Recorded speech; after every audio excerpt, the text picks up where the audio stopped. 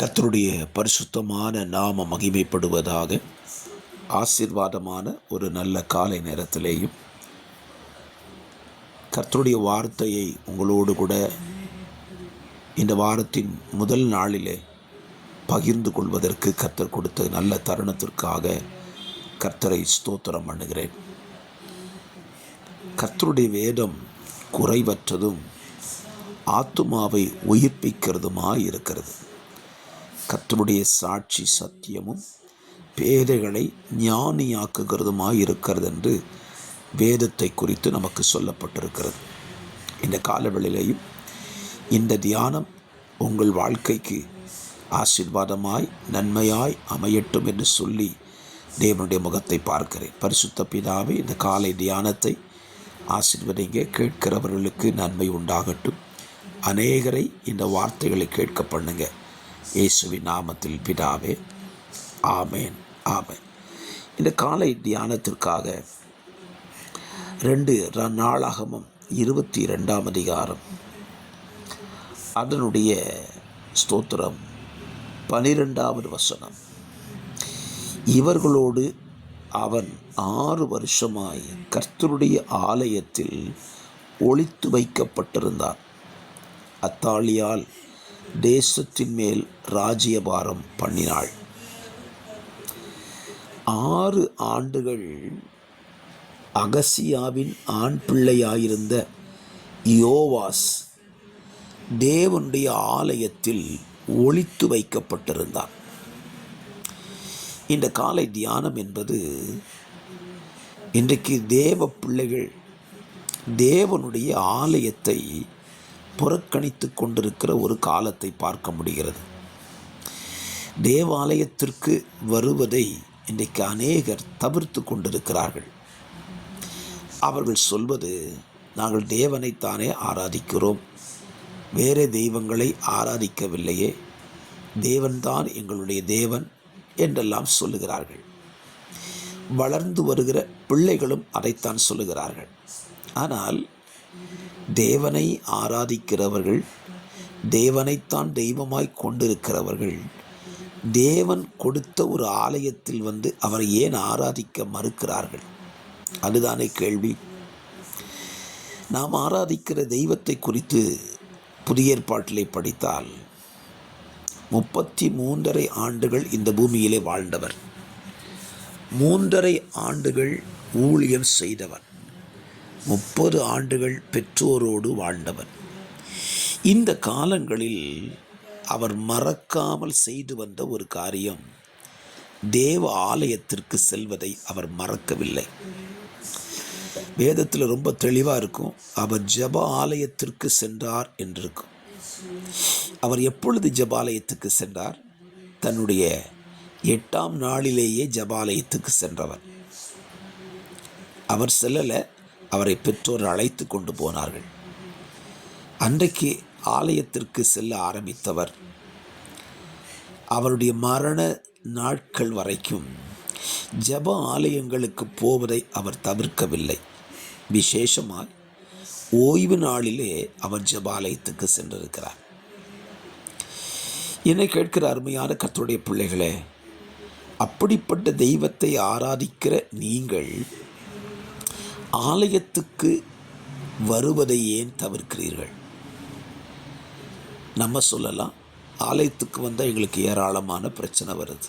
நான் சொல்லுவேன், நீங்கள் ஆலயத்துக்கு வந்தாலும் வரவில்லை என்றாலும் இந்த உலகத்தில் மனிதனாய் இருக்கிறவர்களுக்கு வரக்கூடிய பிரச்சனைகள் வரத்தான் செய்யும். அப்படியானால் நாம் ஏன் தேவாலயத்துக்கு செல்ல வேண்டும்? தேவாலயத்துக்கு செல்வதில் பிரதான நோக்கம் என்பது தெய்வ ஜனங்களை ஒருவரை ஒருவர் சந்தித்து தெய்வ ஜனங்களோடு அவரை ஆராதிப்பதற்கு தான் ஆலயத்துக்கு செல்கிறோம்.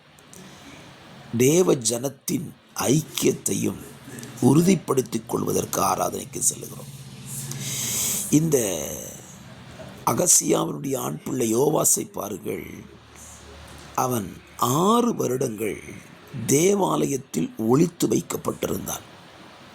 6 வருஷம் அவனுக்கு அடைக்கலமே தேவாலயம்தான். ஏன் அவன் ஒளித்து வைக்கப்பட்டான்? அவனை அழிப்பதற்கு அத்தாளியால் திட்டம் தீட்டி வைத்திருந்தாள். ராஜகுமாரரையெல்லாம் கொன்றவள் இந்த யோவாசை மாத்திரம் அவளால் கொல்ல முடியவில்லை. காரணம், அவன் மறைந்திருந்த இடம் அவளுக்கு தெரியாது. நான் ஒரு காரியத்தை இந்த காலவிலே சொல்லுவேன். நீங்களாக இருந்தாலும் சரி, உங்கள் பிள்ளைகளாக இருந்தாலும் சரி, மறைந்து இருக்கக்கூடிய ஒரு இடம் சொன்னால் அது தேவாலயம்தான். இந்த தேவாலயத்தில் யோவாஸ் மறைக்கப்பட்டிருந்ததினாலே தன்னுடைய 7வது வயதில் ராஜ சிங்காசனத்தில் அவன் உட்கார்ந்து விட்டான். நான் சொல்லுவேன், நீங்களும் உங்கள் வாழ்க்கையை, உங்கள் பிள்ளைகளை தேவாலயத்தில் வளர்த்து பாருங்கள். நிச்சயமாய் சொல்லுவேன், ஒரு குறிப்பிட்ட காலம் வரும் பொழுது உங்கள் பிள்ளைகள் தேசத்தின் நடுவிலே உயர்த்தப்பட்டிருப்பதை நீங்கள் பார்க்க முடியும்.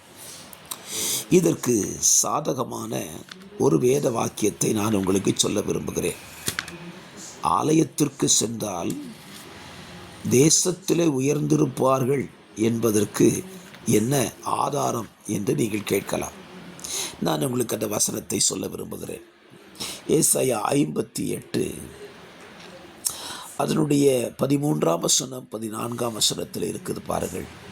என் பரிசுத்த நாளாகிய ஓய்வு நாளிலே உனக்கு இஷ்டமானதை செய்யாதபடி உன் காலை விலக்கி உன் வழிகளில் நடவாமலும் உனக்கு இஷ்டமானதை செய்யாமலும் உன் சொந்த பேச்சை பேசாமலும் இருந்து ஓய்வு நாளை மனமகிழ்ச்சியின் நாள் என்றும் கர்த்தருடைய பரிசுத்த நாளை மகிமையுள்ள நாள் என்று சொல்லி அதை மகிமையாய் எண்ணுவாயானால் அப்பொழுது கர்த்தரில் மகிழ்ச்சியாயிருப்பார். பூமியின் உயர்ந்த இடங்களில் உன்னை ஏறி இருக்கப்படி பண்ணி உன் தகப்பனாகிய யாக்கோபனுடைய சுதந்திரத்தால் உன்னை போஷிப்பேன். கர்த்தருடைய வாய் இதை சொல்லிட்டு. அழகான ஒரு வார்த்தை. நமக்கு எல்லாருக்கும் வாக்கு தத்தம் பிடிக்கும். என்ன வாக்கு தத்தம்? பூமியின் உயர்ந்த இடங்களில் கர்த்தர் என்னை ஏறி இருக்க பண்ணுவேன் என்று சொல்லியிருக்கிறார். எப்பொழுது? அதுதானே கேள்வி. பூமியின் உயர்ந்த இடங்களில் நீங்கள் குடியிருக்கணும் அப்படின்னா ஆண்டவர் கொடுத்த ஓய்வு நாளை பரிசுத்தமாக ஆசரிக்க நினைக்கணும். எப்படி நினைக்கணும்? அதை தேவ ஆலயத்துக்கு செல்வதை நீங்கள் தவிர்க்காமல் இருக்க வேண்டும். தேவாலயத்துக்கு சென்று தெய்வத்தை ஆராதிப்பதை தவிர்க்காமல் நீங்கள் இருந்தால் அவர் உங்களை பூமியின் உயர்ந்த ஸ்தானங்களில் என்ன செய்வார்? ஏறி இருக்க பண்ணுவார். இதை சொன்னது ஏசாயா இல்லைங்க, கர்த்தருடைய வாய் இதை சொல்லிட்டு. அவரே தன்னுடைய வாயினாலே சொன்ன வார்த்தை நமக்கு சொல்லியிருக்கிறார். ஆகவே இந்த காலவெளியில் உங்களிடத்தில் இந்த வாரத்தின் திங்கட்கிழமையில் உங்களோடு சொல்லுகிறேன், தேவ ஆலயம் செல்வதை தவிர்க்காதிருங்கள். அதிலையும் விசேஷமாய் சொல்லுவேன், உங்களுக்கென்று தேவன் கொடுத்த ஆலயத்துக்கு செல்வதை தவிர்க்காதிருங்கள். இயேசு கிறிஸ்து தாம் வாழ்ந்த நாட்களில் அவர் எந்த பட்டணத்தில் இருந்தாரோ அந்த பட்டணத்தில் கொடுக்கப்பட்ட ஆலயத்துக்கு அவர் சென்றிருந்தார். ஆகவே யோவாஸ் ஆலயத்தில் ஒளித்து காக்கப்பட்டதினாலே அவன் தேசத்தின் மேல் ராஜாவாக மாற்றப்பட்டான். உண்மையாகவே இந்த காலவெளியிலே உங்கள் வாழ்க்கையை சிந்தித்து பாருங்கள். ஆலயத்துக்கு செல்வதை எவ்வளவு முக்கியப்படுத்துகிறீர்கள்? அதிலேயும் உங்கள் பிள்ளைகள் ஆலயத்துக்கு வருவதை முக்கியப்படுத்துகிறீர்களா? அப்படி நீங்கள் முக்கியப்படுத்தினால் நிச்சயமாய் சொல்கிறேன், நீங்களும் உங்கள் பிள்ளைகளும் ஆசீர்வதிக்கப்பட்டிருப்பீர்கள். இந்த காலவெளியில் ஒரு நல்ல தீர்மானத்தை உங்கள் வாழ்க்கையில் எடுத்துக்கொள்ளுங்க. யோவாசை போல நானும் என் பிள்ளைகளும் தேவாலயத்துக்கு செல்வதை இன்று முதல் முக்கியப்படுத்துவோம். அதை கடைபிடிப்போம். அதை விட்டுவிட மாட்டோம். அப்பொழுது தேவன் எங்களை நிச்சயமாய் உயர்த்துவார் என்று சொல்லி விசுவாசியுங்கள். உயர்த்தப்படுவீர்கள், ஆசீர்வதிக்கப்படவும் செய்வீர்கள். ஜெபிக்கலாம்.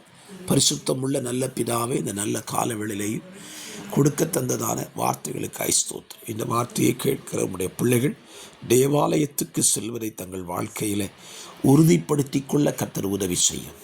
கேட்கிற பிள்ளைகளுக்கு இந்த வார்த்தைகள் நன்மையாக இருக்கட்டும். தேவனுக்கு மகிமையாக இந்த வார்த்தைகள் கிரகிக்கப்படுவதாக. சகல துதி கன மகிமையாவும் உமக்கு ஒருவருக்கே செலுத்துகிறேன். இரட்சகரும் மீட்பருமான இயேசுவின் நாமத்தில் தாழ்மையோடு ஜெபிக்கிறேன் நல்ல பிதாவே, ஆமென்.